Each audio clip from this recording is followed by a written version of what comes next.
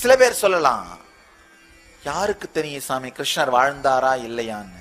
Of course இன்னைக்கு ஆயிரக்கணக்கான வரலாற்று சான்றுகள் துவாரகையின் இருப்பிடத்தை, கடலுக்கடியிலே இருக்கும் துவாரகையை சேட்டலைட் புகைப்படங்கள் மூலமாக ஆயிரக்கணக்கான சான்றுகள் நிரூபித்து விட்டன. கிருஷ்ணன் இருந்தார் என்பதில் எந்த விதமான சந்தேகமும் இல்லை.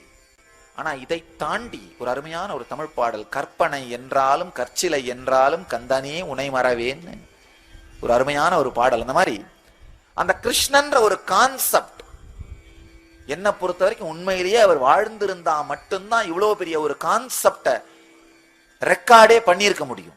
கற்பனையின் இருப்பினாலேயே தன் இருப்பை நிரூபிக்கக்கூடிய மிக உயர்ந்த கற்பனை கிருஷ்ணன்.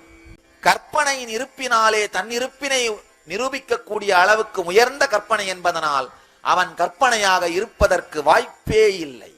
கிருஷ்ண ஜென்மாஷ்டமி பகவானின் நேரலை தரிசனம் 17 ஆகஸ்ட். இணையுங்கள். சேனலை சப்ஸ்கிரைப் செய்யுங்கள்.